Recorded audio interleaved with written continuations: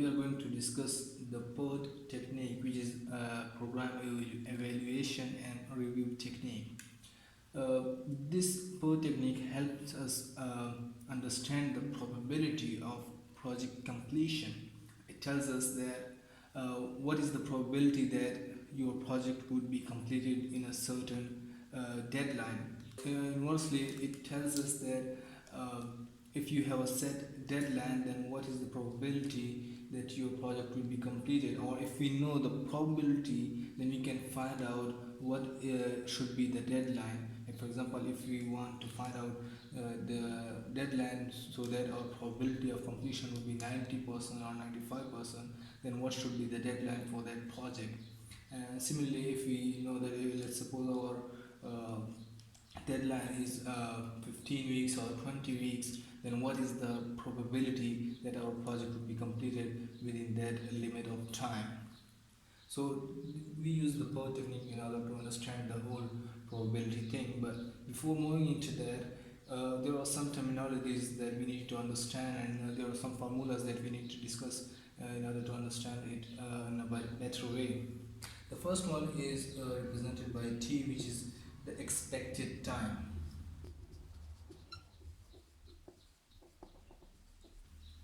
And the second one is the variance, which is the square of standard deviation, or sigma square, which is represented by the sigma square.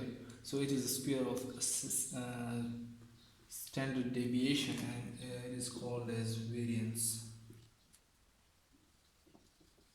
Let's try to understand this is the time for any activity or the duration of any activity. So we have an activity and we try to find out that in what time this activity will be completed. In previous lecture we call that a duration or normal time. So how do we find this normal time for any activity? And we will look at the variance and standard deviation and their related formulas. Let's go into that. Let's see how do we select a time for any activity, that this activity will be completed in this much expected time. So we cannot just say that this activity will be completed in any certain time. So we need to analyze and then find out what time it should be. So there are conditions for completion of activity, and we follow the normal distribution curve in order to know it. So if the conditions are most favorable, then our time would be minimum, or the time the activity will take will be minimum, right? And we call it as optimistic time.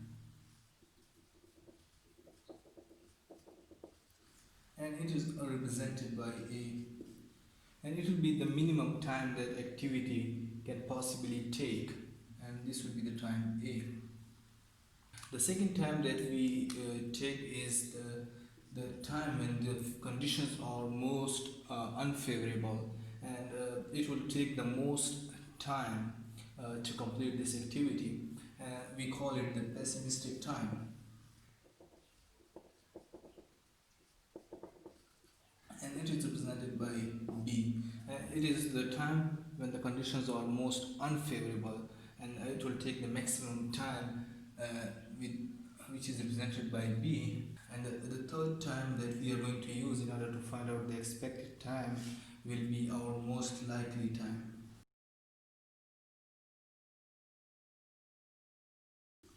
And it is represented by M.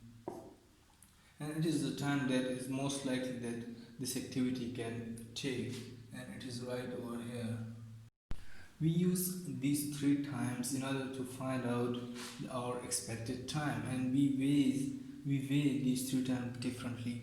The weight of the most likely time is 4 times more than the optimistic and pessimistic time, and that's why our most expected time would be equal to our pessimistic time plus 4 times of our most likely time plus our optimistic time, and divided by, as these are 6 times, 4 plus 2 divided by 6, and it will provide us with our most expected time. And this is what we call the duration of activity. So in order to find out the duration, we use these three terms and then we find out it in this way. Now, in order to find out the variance of any activity, we have to move into the sigma, which is the standard deviation for any activity. As we already know that A represents the most optimistic time while B represents the pessimistic time and M is the most likely time. So the right side of most likely time is taken as plus 3 sigma, which means 99.7% of probability. So if you want to find out the most likely duration in which it is most likely that the taken activity would occur in that time, so this duration would be b minus a, right? And in order to represent it in terms of a standard deviation, then it would be 3 sigma on this side and 3 sigma on that side, right? So it would be plus minus 3 sigma, and the total of it would be 6 sigma, right? So 3 plus 3 would be our 6 sigma, and this 6 is actually the value of z, right? So it is a z sigma, but as we take it only on one side, so we have to represent it as plus minus 3 sigma, where z is 3 in this case. Now we know that this duration b minus a is equal to 6 sigma. So if you want to find out sigma, then 6 sigma is equal to b minus a, right? And our sigma, which is the standard deviation, would be b minus a divided by 6. And if we take a square on both sides, then our sigma square would be equal to b minus a divided by 6 whole square, right? And this is what we call the variance for any activity. So if we want to find out the variance of any activity, we would subtract the most optimistic time from the most pessimistic time and divide it by 6, and then we will take square on both sides. We take it as a plus 3 sigma, which means 99.7%. It is because nothing is perfect and there might be a chance that our activity is completed before or after, which is 0.3%, which is quite little chance, but still it is probable that it might go beyond this limit, but it is 99.7%, most likely that it would be within the limit. Now, whenever we are dealing with the probability of whole project rather than just a single activity, then we take the most likely time as the mean value of all the activities on the critical path. So this will be the mean time of all the activities on the critical path. As all the activities are independent, we must assume that, and that's why our mean time would be the sum of all the times on the critical path, right? And again, as we mentioned, the z, which is actually the number of sigma, so it is the numbers of sigma. Then what sigma is it?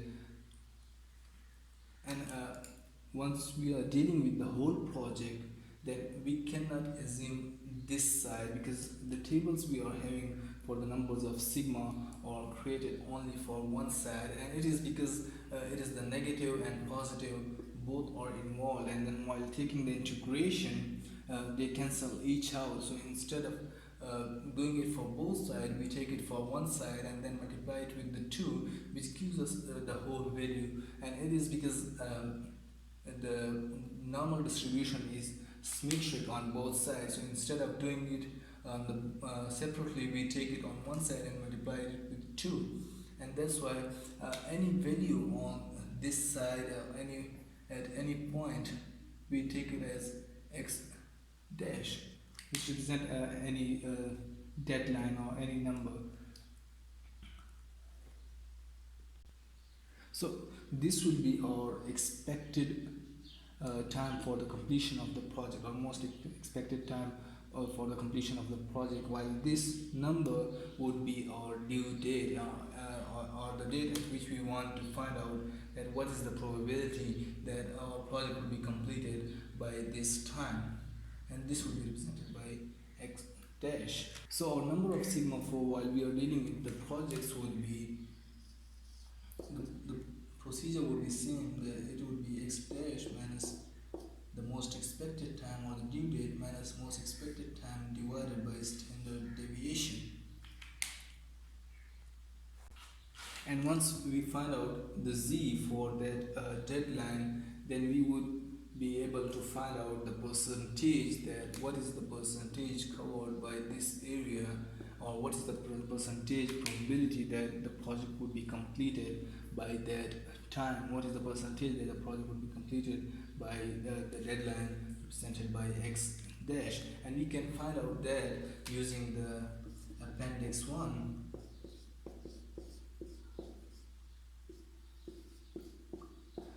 I'll give the link in the description for that. You can directly download the table from there, and using that you will be able to find out the direct percentage of the probability.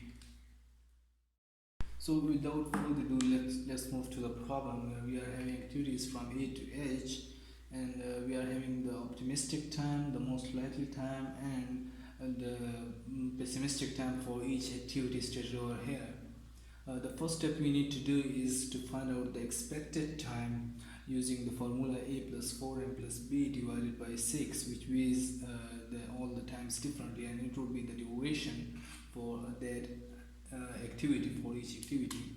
As for the first one, you can say that the a is 1 plus 4m, which means 4 to 8.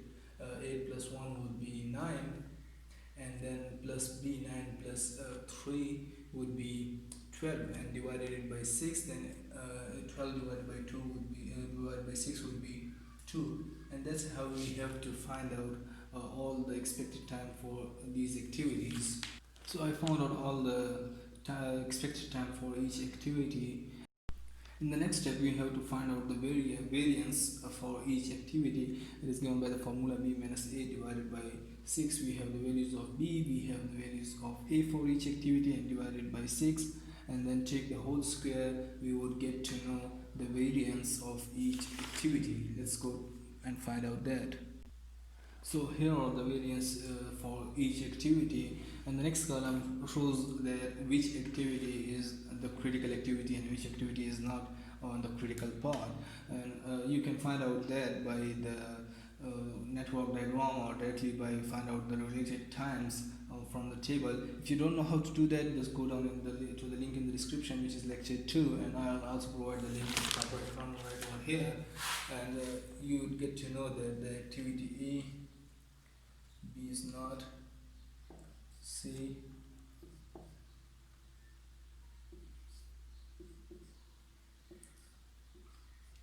these are the critical activities that we are going to use. Now, why do we need these critical activities? We need to know the critical activities because we have to find out the mean time, which is if you target as t bar or x bar, whatever it is, you have to find the mean time for the project, and it is controlled by the critical activities. So that's why we have to sum up the times of those activities which are on the critical path, right? And similarly for the variance, it is also controlled for those activities which are on the critical path. So we also have to take the sum of the variance, or the sum of the standard deviations, if you take it as that way. And again, if you want to find out the variance of the whole project, then again you have to take the variance of those activities which are on the critical path and sum them up, and this will be the variance for the whole project, as it was for the time will be the mean time for the whole project, which will be the sum of those activities which are on the critical path. Now, in order to find out the mean time of the project, which should be the time, the most expected time of that project, that's represented by t bar, and it will be the sum of all the times of the activities that are on the critical path, right? let's add them up and try to find out the mean time of the whole project. And we have to add its times, and this will be the sum will be our time, or the mean time, or the most expected time that our project can be completed in. Let's say 2 plus 2 is 4, 4 plus 4 would be 8, 8 plus 5 would be 13, and 13 plus 2 is 15. So our most expected time for the project to be completed in will be 15 weeks, right? As we are having the unit weeks for this case. Now as for the variance, which is a sigma square of the whole project, will be the sum of the variance of the activities that are on the critical path. And we are having the activity A, C, E, G and H on the critical path. So we will sum up the variances of these activities. Now once we know the most likely time for the whole project, or the mean time of the critical activities, then and also we need to know the standard deviation for that project, which will be the sum of the variance and taking the under root of the critical activities. Once we know these two, then we can use them to find out the probability at any time t dash, so that if you want to know t dash, then we can find out what is the probability that the project would be completed within that deadline, right? So if you want to find out what is the probability that the project will be completed at the time t dash, we can do that once we know the mean time as well as the standard deviation for that the whole project. And we need to find out z, or the numbers of standard deviation at the time t dash, which will be obviously the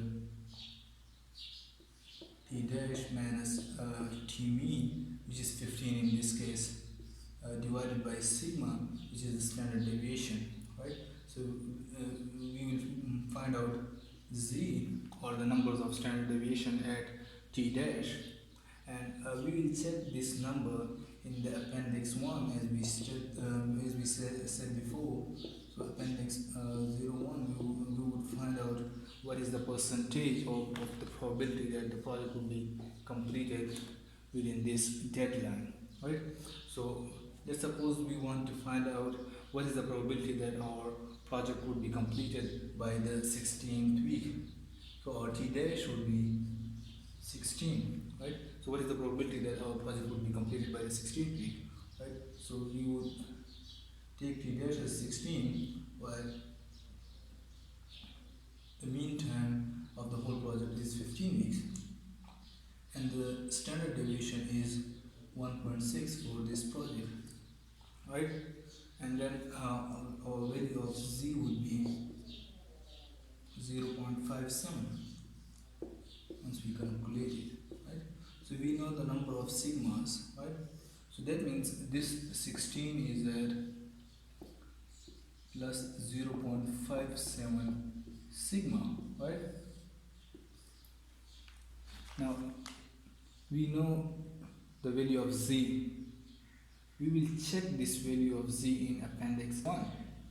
Once we check it in appendix 1, it would tell us what is the percentage of percentage probability that the project would be completed within the 16th week. Let's go and check it in the table. As we check it in the 0.57 to the right of 0.57 and below the 0.07, we would find out that the probability percentage is 71.566%, right? So this is the probability percentage that our project would be completed within or below the 16 weeks, right? Now if someone says that 71.566 is not a satisfactory probability, and they want the deadline by which there is 99% or 90 or 99% probability which is quite satisfactory. Let's say we want to find out the probability percentage to be 99%. So what would be that deadline that our probability for the project would be 99%. So let's say this is the deadline that we want, and let's say this is the area is 99% in this case. So what would be our deadline so that we get the probability to be 99%, right? Now for that, again we need to use the same procedure where z is equal to t dash minus t mean divided by sigma, right? Now in order to find out the deadline t dash, as we already know the mean time and the standard deviation, we also don't know the value of z. So first of all we have to find the z from the table, and from the table we have to check for the 99% probability, which means we have to check where is the 0.99 in the table, and when we check it you will see that it is at the right side of 2.3, and it is close to 0.02 and 0.03. So it is under 0.02 and 0.03. So you can choose any one of them because both of them are quite close. So our final value would be either either 2.32 or 2.33. So let's take 3.32. If you want to find out the exact one, you have to interpolate it between 0.02 and 0.03 with this 0.99 in the center, and you will find out the exact value. Let's take it at 0.32 as z, and we have to find out the t dash, which is the deadline that we are trying to find for the 99% probability. We already know t dash is 15 and sigma is 1.76. So solving this equation, we will find out that the deadline is, after we calculate it, we would get t dash is equal to 19 weeks. So that means that if you are having the deadline for 19 weeks, then we will be having the probability of 99% that the project could be completed in 19 weeks. And that's the overall purpose of the PERT technique, which is program evaluation and review technique. This concludes our lecture. If you like my video, please hit that thumbs up. If you have any issue, please do comment. I would be more than glad to answer. Good luck. Goodbye.